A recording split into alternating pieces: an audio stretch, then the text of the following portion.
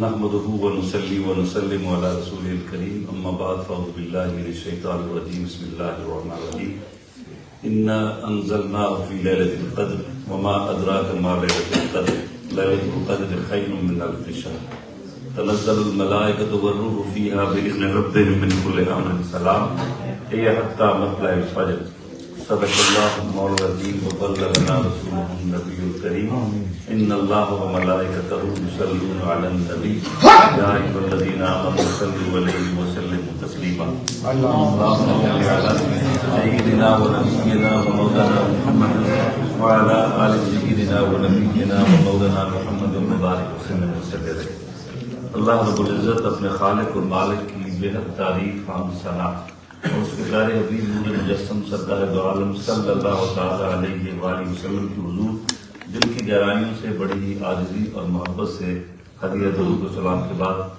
قابل صد احترام جناب حضرت حافظ محمد اجمل صاحب چشتی، جناب حافظ محمد منیر صاحب، جناب حافظ عبدالاحد ہاشمی صاحب، جناب حافظ محمد حنظلہ صاحب، جناب حافظ محمد عمران صاحب اور سارے ہی قابل قدر دوستوں، سارے بھائی عزیزوں، آج یہ قرآن والوں کی رات ہے، آج یہ قرآن کی رات ہے، آج یہ قرآن پڑھنے والوں کی رات ہے، آج یہ قرآن سننے والوں کی رات ہے، آج یہ قرآن سنانے والوں کی رات ہے، آج یہ قرآن پاک کے بکھرتے نور سے اپنی خالی جھولیاں بھر لینے کی رات ہے۔ جس نے قرآن پاک سنایا ہے اس کا سنانا قبول فرمائے اور جس نے سنا ہے اس کا سننا قبول فرمائے۔ یہ میں نے سورہ القدر کی تلاوت کی ہے، تو میں تفصیلی بات تو نہیں کرتا، مگر صرف برکت کے لیے میں نے یہ آیت سورہ مبارکہ پڑھی ہے۔ اس میں اللہ رب العزت نے فرمایا انا انزلناہ فی لیلۃ القدر، بے شک ہم نے نازل کیا ہے اس کو قدر والی رات میں، بے شک ہم نے نازل کیا ہے اس کو قدر والی رات میں۔ یہاں اگر اہل زبان اردو پڑھنے اور اردو ادب سے کچھ لوگ بیٹھے ہوں وہ حفظ اور رسو لیں گے اس بات سے کہ محبوب کا نام نہ لینا مگر اس کا ذکر کرنا، اس میں جو لذت ہے یہ بڑی ذوق والی بات ہے کہ رب نے نام نہیں لیا، کہا انا انزلناہ، بے شک ہم نے انا انزلناہ فی لیلۃ القدر۔ رب یہ بھی کہہ سکتا تھا جیسے وہاں کہا شہر رمضان الذی انزل فیہ القرآن، کہ ماہ رمضان وہ مہینہ ہے جس میں نے قرآن نازل کیا ہے، جس میں ہم نے قرآن نازل کیا ہے۔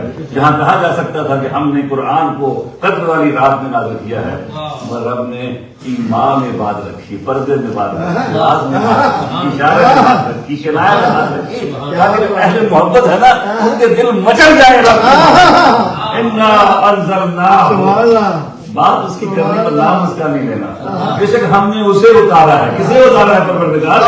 کہا تمہیں پتہ نہیں وہ میرے محبوب نے الحمد کی الف سے لے کر والناس کی سین تک جس کو اپنے کافر نوری ہونٹوں سے ادا کیا ہے، وہ اتارا ہے۔ میرے حبیب کے دہنے میں اس کا لفظ موجود ہے، سبحان اللہ۔ میں نے وہ اتارا ہے جس کے آیتوں کے ساتھ میرے حبیب کے دہنے مقدس کا لفظ موجود ہے، سبحان اللہ۔ ہم جب بچے تھے نا چھوٹے، اپنے مسجد میں پڑھا کرتے تھے، گاؤں کی چھوٹی سی مسجد میں بابا سائیں ہوتے تھے اور بابا قاضی، وہ دونوں نعت پڑھتے تھے، تیری خیر ہوئے پہرے دارا روزے دی جاتی چوکنا، تیری خیر ہوئے پہرے دارا روزے دی جاتی چوکنا۔ جب بڑے ہوئے تو میں نے سوچا، اس کے اندر خیال آیا کہ یہ جو منع کرتے ہیں، اور یہ ایک الگ عنوان ہے کہ کوئی منع کرتا ہے کہ کوئی پھر بھی گرتا ہے وہاں پہ چومنے کے لیے، لیکن ان جالیوں کو کیا رسول پاک صلی اللہ علیہ وسلم نے چوما ہوا ہے؟ کیا ان جالیوں کے ساتھ رسول اکرم صلی اللہ علیہ وسلم کا دست مبارک لگا ہوا ہے؟ کیا ظاہری حیات میں یہ جالیاں وہاں موجود بھی تھی؟ نہیں، کوئی بھی نسبت اس طرح کی نہیں، سوائے اس کے کہ اس بقعہ نور، اس احاطہ نور میں وہ جہاں جناب رسول اللہ صلی اللہ علیہ وسلم جلوہ گر ہے، تو آپ کا لمس معطر میں اس کو ساتھ نہیں، آپ کا دست معطر میں ساتھ لگا ہوا نہیں ہے، مگر وہ شام جو ہے وہ کہتے ہیں تیری خیر ہو گئے پیارے دارا روزے دی جالی چوکنا، تیری خیر ہو گئے پیارے دارا روزے دی جالی چوکنا۔ تو مجھے خیال آیا کہ کچھ یہ جالیاں وہ ہیں جن کو سرکار کے دست کرم نے بھی نہیں چھوا ہے، مگر کچھ جالیاں ایسی ہیں جو ہر بندہ مومن کے گھر میں موجود ہیں۔ سرکار کے دست کرم نے نہیں، سرکار کے لہنے معمبر نے، دہنے معمبر نے ان جالیوں کو دبا کے رکھا ہے۔ سبحان اللہ۔ وہ جالیاں کون سی ہیں؟ الحمدللہ رب العالمین الرحمن الرحیم مالک یوم الدین ایاک نعبد و ایاک نستعین اہدنا الصراط المستقیم صراط الذین انعمت علیہم غیر المغضوب علیہم ولا الضالین۔ آپ صدر صاحب نے نظر پڑ گئے کیونکہ ماشاءاللہ قرآن پاک کے لیے کیا کلام ہے، کیا تیری خیر ہوئے پہلے دادا روزے دی جاری کرنے والے جن جالیوں کو سرکار کا دست قدم نہیں لگا اس کو تو چومنے کے لیے ہم تڑپتے ہیں، اور وہ جالیاں جن کے ایک ایک لفظ کے حرم کے ساتھ جناب رسول اللہ صلی اللہ علیہ وسلم کے ہاتھ نہیں، آپ کے لمحہ نور کا لفظ بہرا رہے، اس سے اگر ہم غافل رہیں تو یہ بڑی کمی کی بات ہے۔ تیری خیر ہوئے پہلے دادا روزے دی جاری چوم رہے ہیں۔ ایک گجر خان کا واقعہ ہم نے پڑھا، ایک بزرگ تھے، وہ فوت ہو گئے، ان پڑھ سے تھے، کوئی پڑھے لکھے نہیں تھے، دیہاتی آدمی تھے۔ جب جنازہ ان کو غسل دینے لگے تو ان کی جو امید تھی نا کہ یہاں پہ چپک گئی، وہ ہٹائیں وہ ہٹے نا۔ غسل دینے والے نے بڑا کوشش کی، مولوی صاحب کو بلایا، امام صاحب نے بڑی کوشش کی، نہیں کچھ نہیں ہوا، وہ چپکی نہیں وہاں پہ۔ کسی اور نے ایک بندے کو بلایا، وہ انگلی نہیں ہٹی، آخر انہوں نے فیصلہ کیا کہ جیسے بھی ہے نا ان کو ایسے ہی کر کے دفن کر دیں، اور ان کو کفن دیا گیا اور دفن کر دیا گیا۔ وہ جو مولوی صاحب تھے، امام صاحب، وہ بعد میں ان کے گھر والوں کے پاس گئے، پوچھا کہ یہ بابے کا کوئی عمل کوئی ایسا مجھے بتائیں کہ کیا ماجرا کیا تھا، یہ کیا کرتا تھا، یہ کتنا پڑھا ہوا تھا، یہ کتنے اس کا عالم تھا؟ انہوں نے کہا کہ عالم تو نہیں، بھیڑ بکریاں چلانے والا آدمی تھا اور پڑھا لکھا تھا نہیں، قرآن پاک بھی نہیں پڑھا ہوا تھا یہ، مگر ایک بات تھی اس میں کہ روزانہ قرآن پاک کھول کر ضرور تھا۔ اللہ پاک ہمارے بزرگوں کو بھی درجے بلند فرمائے ان کے، وہ شکریہ بھائی، بہت مہربانی، ماشاء اللہ۔ یہ میرا بھائی چھوٹا جانتا ہے، ہمارے دادا رکھتے تھے، میرے ابا ماموں تھے، نمبردار تھے گاؤں کے، بابا جی نمبردار ہم کہتے تھے، اس میں ہی نام تھا ان کا۔ صبح نماز پڑھ کے آ کے 11 بجے تک وہ قرآن پاک پڑھتے رہتے تھے، اور ترجمے اور تفسیر کے ساتھ پڑھتے تھے وہ۔ تو جن لوگوں کو، ہمارے والد صاحب جب تک ان کی صحت ٹھیک تھی، روزانہ قرآن پاک کھولنا اور پڑھنا، تو یہ جو قرآن بابے تھے نا پرانے، یہ آج کل انفارمیشن بہت زیادہ ہو گئی ہے، اس میں نالج ہی کہتا ہے، انفارمیشن زیادہ ہو گئی ہے۔ انفارمیشن ہمارے پاس زیادہ ہے، عمل ہمارا کم ہے۔ ان بابوں کے پاس انفارمیشن کم تھی مگر عمل زیادہ تھا۔ تو یہ جو بابا جی تھے نا گجر خان کے، جن کو یوں دفن کیا گیا تھا، مولوی صاحب نے انہوں نے پوچھا کہ کوئی ایسی بات بتائی، کوئی بہت بڑے لکھے تھے، کوئی بہت نیک آدمی تھے، انہوں نے کہا اور کچھ نہیں، قرآن پاک روز کھولتے تھے۔ میں آپ سے بھی کہوں اور خود اپنے آپ سے بھی کہوں کہ ہم روزانہ یہ قرآن پاک اپنے گھر میں کھولنا چاہیے، ایک صدر پڑھے، ایک آیت پڑھے، اس کو کھول دیں، چومیں اور پھر اس کو رکھ دیں، اس کے ساتھ جڑے رہیں۔ تو بابا جی جو تھے نا، انہوں نے کہا کہ وہ ایک کام کرتے تھے، پڑھے ہوئے نہیں تھے، قرآن پاک پڑھنا نہیں آتا تھا ان کو، ان پڑھ تھے وہ، مگر قرآن پاک کھولتے تھے، اس کا ختم قرآن کیسے کرتے تھے، وہ اس کو یوں لگاتے تھے اپنے، جیسے ہمارے پرانے صفحہ الٹنے کے لیے لگاتے ہیں، ایسے وہ سورہ کتاب لگاتے ہیں گیلا کرنے کے لیے، وہ یوں کرتا بابا، اور ہر صدر پہ انگلی پھیرتا اور کہتا اے میرے سونے رب دا کلام، اے میرے سونے رب دا کلام، سبحان اللہ۔ اور ایسے ہی وہ الحمد سے لے کر بناس کا پورا قرآن پڑھتا تھا وہ، اور جب ختم ہو جاتا پھر شروع کر دیتا تھا وہ۔ تو میں نے کہا کہ وہ اللہ کریم نے جن پیارے اپنے حضور سے محبت کے ساتھ دعا سے کرتا تھا نا، تو لگتا ہے کہ دنیا قبر میں جانے سے پہلے ہی کوئی جنت کا کوئی ایسا حوض کوثر کا کوئی پانی اس کو ملنا شروع ہو گیا تھا، مٹھاس ملنا شروع ہو گئی تھی، اس نے اپنی انگلی وہاں سے ہٹائی نہیں، ایسے ہی وہ قبر میں اس کو اتار دیا گیا۔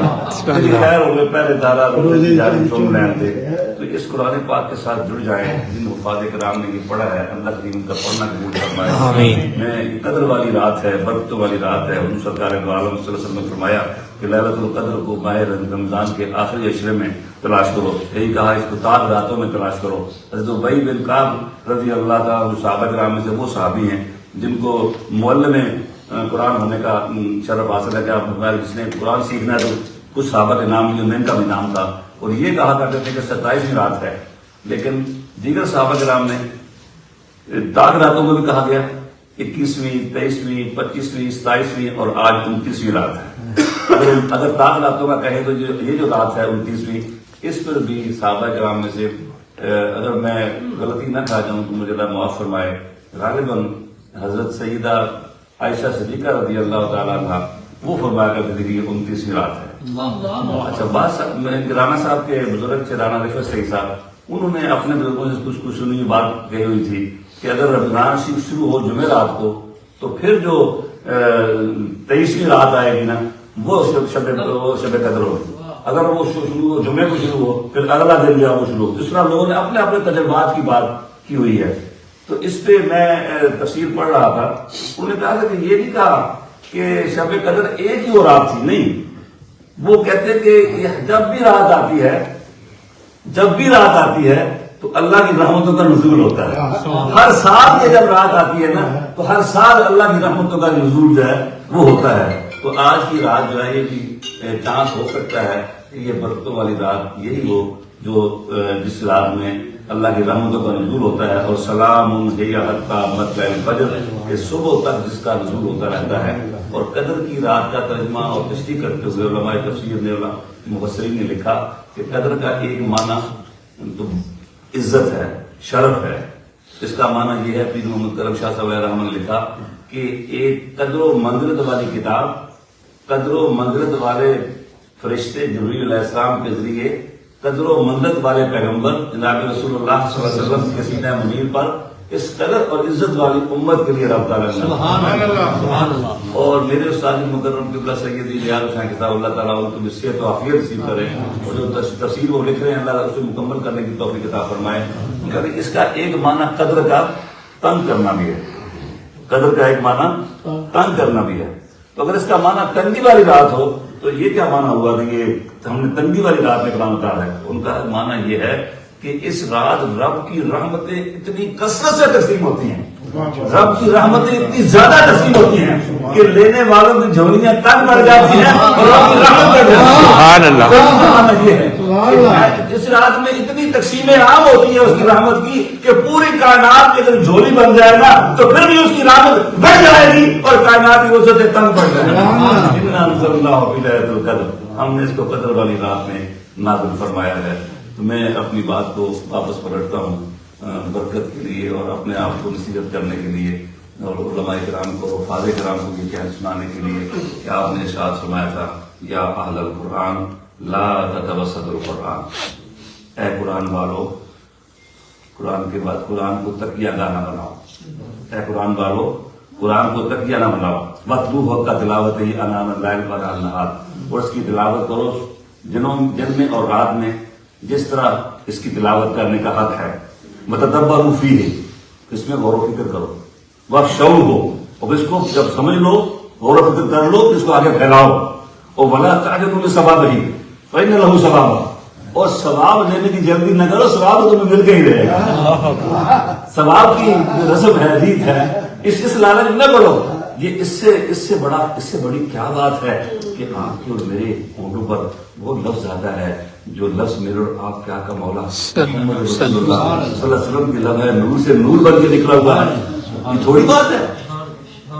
وہ کالج کے زمانے میں جب ہم پڑھتے تھے تو نوجوان جو خط و کتابت کرتے ہیں نا تو وہ لیٹر ہیڈ میں بھی اور لوگوں نے لکھے ہوتے تھے، وہ شعر لکھے ہوتے تھے۔ ایک لکھا ہوا تھا آپ کے ہاتھ کا لکھا ہوا پایا کاغذ، کبھی چوما کبھی آنکھوں سے لگایا کاغذ۔ اور میں نے اپنا خط لکھا اپنے میرے ابو جی کے خالو سے، ماسٹر ہمارے استاد بھی تھے جب وہ ابھی حیات تھے، فوت نہیں ہوئے تھے۔ میں پنڈی سے میں نے خط لکھا تو انہوں نے میرا خط محفوظ کر لیا۔ میرے استاد تھے، میرے دادا بھی لگتے تھے، میرے ابو کے خالو تھے، بڑے مزے ہوئے استاد تھے۔ میں بچہ تھا، ابھی 9th یا 10th میں پڑھتا تھا۔ میں نے اس خط میں جب میرا یہ چچا صاحب بھائی پہلا بلال پیدا ہوا تو میں نے اس میں کوئی ایسے شاعری کے الفاظ لکھے نا جس میں نے اللہ کا شکر بھی ادا کیا اور یہ کہا کہ گلشن علی محمدی میں یہ نیا پھول کھلا، اس طرح کی میں نے کوئی باتیں کی. تو دادا انہوں نے اپنے میرا خط نا بڑا عرصہ وہ اپنی جیب میں رکھا، اور جہاں جاتے مجلس میں انہیں کہتے ادھر آؤ، ظفر کا خط نہیں پڑھا تو دیکھ ذرا کی لکھا ہے انہیں. ظفر کا جس کا جتنا تعلق ہوتا ہے آپ کے ہاتھ کا لکھا ہوا پایا کاغذ، کبھی چوما کبھی آنکھوں سے لگایا کاغذ، تو اگر عام لوگوں کے تعلق والوں کا بھی خط ہو، اس سے اگر محبت ہو آپ کو، آپ اس خط کو اپنے سینے سے لگائے پھرتے ہو، تو یہ تو وہ خط ہے جو پروردگار نے بے شک اللہ وہ خط ہے جو مالک نے بھیجا ہے، وہ خط ہے جو مالک نے بھیجا بھی براہ راست نہیں بھیجا ہے، ہم اپنے محبوب کے ذریعے بھیجا، سبحان اللہ، اپنے محبوب کے کافوری ہونٹوں کے ذریعے اس کو خوشبوئیں بنا کر ہمارے لیے بھیجا. اس لیے کہا ہے قرآن والو، قرآن کے بارے میں سستی نہ کرو، قرآن کو لا تتمسک بالقرآن، قرآن کو کٹیا نہ بناؤ. اس میں شارحین حدیث نے کہا کہ کٹیا بنانے کا مقصد یہ ہے کہ اس کے بارے میں سستی نہ کرو. جب بندہ تکیے میں لیٹتا ہے تو وہ آرام کرتا ہے، سست ہو جاتا ہے. تو کہا قرآن کے بارے میں سستی نہ کرو، پھر اس کی تلاوت کرو دنوں میں بھی اور راتوں میں بھی. آج کے بعد میرا اور آپ کا یہ عہد ہونا چاہیے حفاظ کرام سے بھی اور آپ سب سے، کہ ہمارا کوئی دن ایسا نہ ہو جب کم از کم ہم ایک آیت نہ پڑھیں، کوئی رات ایسی نہ ہو جب ہم قرآن پاک کو نہ کھولیں.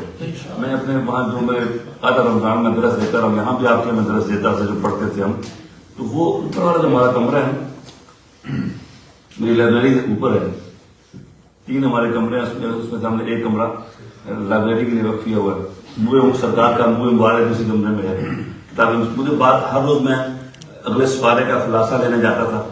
پچھلا جو سناتا تھا وہ باہر آتا تھا. اللہ نے مجھے توفیق دی، میں نے 30 پاروں کا خلاصہ لکھا، وہ چھپا نہیں ہے لیکن میں نے لکھا ہوا ہے خلاصہ اس کا. تو میں وہ اوپر سے لینے جاتا تھا، ادھر مجھے خیال ہے میں سست تھا نا، ذرا بیمار ہوا. میں نے کہا میں ساری فائل نیچے لے آتا ہوں، روز جانا پڑتا ہے مجھے اوپر، میں یہیں سے اٹھا دیا کروں گا. پھر مجھے خیال آیا بڑا تو نکما ہو گیا، اوپر تو سرکار کا منہ مبارک ہے، وہاں تو لائبریری ہے، وہاں جائے گا سرکار کی نگاہ میں رہے گا. سستی نہ کر، تو یہ فائل اوپر ہی رہنے دے، تو اس بہانے روز اوپر جایا گا، روز نیچے آئے گا. اسی ایک بہانے میرا اس گلی میں رات کرنا، کبھی اس سے بات کرنا، کبھی اس سے بات کرنا، یہ محبت کی باتیں ہیں. تو کہا کہ قرآن پاک کو تکیہ نہ بناؤ، اس کو سستی نہ کرو، اس کو روزانہ پڑھو، صبح پڑھو اور رات پڑھو.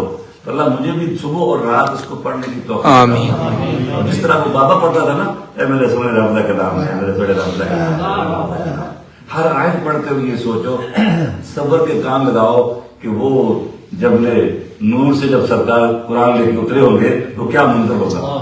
جب خانہ کعبہ میں آپ نے کفار کے سامنے تلاوت فرمائی ہوگی تو کیا منظر ہوگا. جب مسجد نبی میں اصحاب صفہ کے چبوترے میں بیٹھ کے آپ نے قرآن پڑھایا ہوگا تو کیا منظر ہوگا. سبحان اللہ. قرآن روزانہ پڑھا جائے جس طرح پڑھنے کا حق ہے، پھر تدبر ہے، اس کے بارے میں غور و فکر کیا جائے، سمجھنے کی کوشش کی جائے، پھر سمجھ کر اس کو پھیلانے کی کوشش کی جائے، اور پھر اس کے ثواب تو مل کے رہے گا. کہا ثواب لینے کی ضرورت نہیں، جو اس کا جو مقصد ہے اس مقصد کو سمجھو. یہ تمہیں کچھ دینا چاہتا ہے، یہ تمہیں سنوارنا چاہتا ہے، تمہاری زندگیاں بدلنا چاہتا ہے، تمہیں یہ کامیابی کے راستے میں لانا چاہتا ہے، تمہیں جہنم کی راہ سے کھینچ کر جنت کے راستے میں لانا چاہتا ہے. تو اگر یہ کرنا چاہتا ہے تو پھر تمہیں ثواب تو انشاءاللہ مل جائے گا، مگر تم اس پہ غور و فکر کرو، جو اس کا پیغام ہے اس کو سمجھو اور پیغام کو سمجھ کر لوگوں تک پہنچانے کی کوشش کرو. اللہ تعالیٰ مجھے اور آپ کو عمل کی توفیق عطا فرمائے. میرا خیال 2021 کی شب قدر تھی جہاں پہ جب شیخ صدیق صاحب کی مجھے دن میں کال آئی تھی کہ ہمارے قریب ایک چرچ بک رہا ہے. تو میں نے وہ پہلا موقع تھا ان سارے 22 سالوں میں کہ بغیر میٹنگ کے ہم نے فیصلہ کیا کہ بس جاؤ جا کے، جب تک میٹنگ کرتے رہے تب تک کام نہیں ہوا. وہ بغیر جب رب کا فیصلہ ہو گیا، بغیر میٹنگ کے ہم نے اس کا پرچہ بھر دیا. تو 2021 میں ہم نے وہ شروع کیا، اور 2022 کا جو رمضان کا پہلا جمعہ تھا وہ ہم نے اپنی مسجد میں ادا کیا. اور اب 2023 کی جو رمضان ہے یہ بھی ہم نے اپنی مسجد میں ادا کیا ہے. اور اس پہ ہمارا جو ایک پیسہ بھی بینک سے ہمیں لون نہیں لینا پڑا. پریشانی تھی، لوگ مسئلہ پوچھتے تھے سود کے پیسے لے کے مسجد بناؤ گے، سود کے پیسے لے کے مسجد. میرے مالک نے کہا نہیں، ہم تمہیں اس قدرت سے بھی تمہیں ہم بچا لیں گے اور تمہیں سود پہ پیسہ نہیں دینا پڑے گا. اور 1 ملین کا جو بلڈنگ پراپرٹی تھی وہ ہمیں کیش میں اللہ تعالیٰ نے وہ دی. جس میں ہمارے اپنے ساتھیوں کا بھائی افتخار صاحب کا $1,00,000 تھا، کاشف سرفراز کا $1,40,000 تھا، اسما چودھری صاحب ان کا $50,000 تھا، اور یہ قرض حسنہ تھا، باقی ہمیں مل گیا۔ اور اس سال میں رمضان کے شروع میں آپ صاحب سے میں کہہ رہا تھا کہ باقی سارا ہو گیا، تھوڑا سا پیسہ رہ گیا، تو اللہ کرے کہ اس رمضان میں ہمارا وہ قرض حسنہ اتر جائے۔ تو پرسوں جو ہم نے محفل کیا اپنے مسجد میں، تو تھوڑے سے لوگ تھے، تو ہمارا جو رہ گیا تھا $37,000 رہ گیا تھا۔ 1,80,000 ایک سال میں ہم نے $1,14,000 ہم نے نہیں دیا، اللہ تعالیٰ نے ہمیں دیا اور ہم نے وہ قرضہ اتار دیا ان کا۔ 22 سے 23 آنے تک $1,14,000 ہم نے واپس کر دیا، اب باقی بتا تھا 1,80,000۔ اب اس میں سے پہلے جو فنڈ ہوا 7-8 رمضان کو، تو ہم نے 1,43,000 ہمارے پاس آ گئے، باقی 80 جانے کے لیے 37 چاہیے تھا، تو پر 27 رات میں اللہ تعالیٰ نے ہمیں وہ بھی عطا کر دیا، بلکہ 37 سے زیادہ ہم نے 43-42 ہمیں اللہ دے دیا، اور یہ سارے کا سارا قرض حسنہ آپ لوگوں کے تعاون سے اتر گیا ہے۔ اب جو وعدے ہیں آہستہ آہستہ وہ واپس ہمیں پہلے بھی جو ہمارے پلیجز تھے وہ اس کی 99% اس کا پیئنگ ریٹ تھا۔ عام طور پر پلیجز نہیں ملتے، مگر اللہ تعالیٰ نے جنہوں نے وعدے کیے انہوں نے دیا ہمیں الحمدللہ۔ تو مجھے امید ہے جنہوں نے وعدے کیے ہیں سارے آ جائیں گے، ہم یہ سارا ادا کر دیں گے۔ یہ ساری کہانی سنانے کا مقصد یہ ہے کہ مسجد الحسین وہاں بنی ہے، میں الیگزینڈریا میں آیا تھا، میں الیگزینڈریا کو بھولوں گا نہیں انشاءاللہ۔ الیگزینڈریا والوں آپ گواہ رہو، انشاءاللہ اللہ نے زندگی دی تو انشاءاللہ مسجد حسن یہاں بنے گی، مسجد حسین وہاں بنی ہے، مسجد حسن یہاں بنے گی اور بنے گی انشاءاللہ۔ میرا رب پہ بڑا پورا یقین ہے کہ وہ اس کے خزانے میں کیا کمی ہے جو مسجد حسین دے سکتا ہے وہ مسجد حسن کی دے سکتا ہے انشاءاللہ۔ تو یہ میں اپنی بے ربط نہ ہو جاؤں کی بات ختم کروں کہ یہ بھی ایک ورجینیا میں پہلے ایک منیسوٹا میں ایک شہر ہے جہاں پہ 2004 میں پہلی اذان باہر دینے کی اجازت ملی تھی، اور اب یہ آپ کا شہر ہے جہاں پہ ماشاءاللہ باہر، اور اس مرتبہ ہمارے میئر نے یہ کہا ہے کہ آپ میں اس کی تقریر موجود ہے کہ اب میں دیکھ رہا ہوں کہ ڈاکٹر نوری کی اس مسجد سے اس کے مینار سے اذان کی آواز بند ہوا کرے گی۔ تو میں نے اس کو منیسوٹا والی منیاپولس کا میں نے اس کو کلپ بھیجا، میں نے اپنے میئر کو، میں نے کہا وہاں تو اجازت ملتی ہوئی ہے تو ہمیں یہاں بھی اجازت دے دے پھر آپ۔ اس نے یہ کہا وہاں 5 ٹائم ہوتی ہے، انہوں نے کہا کہ ہمارا جو نوائز جو کوڈ ہے وہ ہمیں روکتا ہے، تو آپ ظہر عصر اور مغرب کی جو اذانیں ہیں صبح 10 بجے سے لے کر رات 10 بجے تک جو ہے نا، اگر آپ کو جو بھی ٹائم اس میں آتا ہے 4 بھی آ سکتی ہیں اور 3 بھی آ سکتی ہیں، آپ ہمیں اپلیکیشن دیں، ہم اپروو کر دیں گے، اور انشاءاللہ اس مسجد میں کم از کم 3 یا 4 اذانیں ہیں انشاءاللہ۔ اور یہ میرے کے اپنے الفاظ ہیں، میرے نہیں، اس نے مجھے الگ نہیں کہا، جلسے میں کہا اس نے کہا I have been coming to this church when it was church and you should remember he is a Christian۔ وہ کہتا ہے کہ I used to come to the services in this church, I never felt such like spiritual feeling that I am feeling now in this masjid۔ مجھے لگتا ہے کہ خاص بات یہاں پہ اس جگہ پہ ہے کہ spiritual feeling ہو رہی ہے۔ اور کل 27 رات کے جو لوگ آئے ہوئے تھے، مجھے ایک دوست نے کہا کہ میں کہنا تو نہیں چاہتا تھا مگر مجھے کہنے دیں کہ میں جب آپ کو پہلی دفعہ آیا تھا مسجد میں اور کسی نے افطاری کی ہوئی تھی تو وہ لوگ آئے ہوئے تھے، اس نے کہا کہ مجھے یوں لگا جیسے مسجد نبوی میں نماز پڑھنے آ گیا ہوں، اتنا خاص تو مجھے ماحول آپ کی مسجد میں یہاں محسوس ہوا ہے۔ اللہ تعالیٰ مجھے آپ کو عمل کی توفیق دے۔ میرے یہ بے ربط بے ترتیب جملے آپ نے سنے، اللہ سب کو برکت عطا فرمائے۔ جن لوگوں نے یہاں سے بھی لوگوں نے پیسے دیے ہیں اور لوگوں نے گلا بھی کیا ہے کہ پیسے اتنے کچھ کر رہے ہیں مزید اتنے جا بنائیے، میں کہ میں نے رب چاندی نہیں کہنا تو میں چاندی بھی جا کے بنا لیں گے۔ یہاں آپ زنڈے سے بڑھ کی بات سیکھا کرتے ہیں کہ زنڈیا سے پیسے لیے اور وہاں جا کے مسجد بنا دی، مجھے چاند پہ جانا پڑتا ہے نا مسجد بنانے کے لیے، جہاں جا کے میں اپنے بزرگوں کی دعا کر سکتا۔ میں نام لیتا مسجدوں پہ جہاں لوگوں نے ہمیں منع کیا کہ آپ اپنے یہاں پہ دعا نہیں کر سکتے اپنے بزرگوں کے لیے، اب چلو دعا کر لو، آپ کھانا یہاں پہ نہیں سرو کر سکتے، اب یہاں میلاد نہیں پڑھ سکتے، اب مصطفیٰ جان احمد میلاد السلام نہیں پڑھ سکتے، تو بھائی ہماری جو ضرورت ہے اس علاقے میں کوئی ایسی مسجد ہو جہاں پہ ہم اپنے مرنے باغوں کے لیے دعا تو کر سکیں۔ وہ جہاں بھی مجھے جگہ ملتی ہم نے بنانی تھی تو انشاءاللہ ایک جگہ بن گئی ہے، اب آگے چراغ سے چراغ جلیں گے انشاءاللہ۔ مجھے پورا یقین ہے اور میں دعا کرتا ہوں مالا مجھے اس وقت تک موت نہ دینا۔ آپ کو یاد ہوگا یہ جلسہ تھا، یہ سٹیج تھا، اور میں 21 میں یہاں پہ میلاد میں بات کر رہا تھا آپ سے، اور میں نے رو کے یہ کہا تھا پروردگار اگلا صاحب آنے سے پہلے یا مجھے مسجد دے دے یا مجھے موت دے دے. ہمارا نکاح نہیں تجھے موت نہیں دیتا میں ابھی تجھے مسجد لے دے. اللہ نے ہمیں مسجد دے دی تو انشاءاللہ یہاں بھی مسجد بنے گی انشاءاللہ بنے گی. اور آپ جڑے رہیں آپس میں تعاون کرتے رہیں دوسرے کے ساتھ اور اسی طرح آگے سے آگے یہ کام چلے گا. اور یہ ہم سب نے چلے جانا ہے.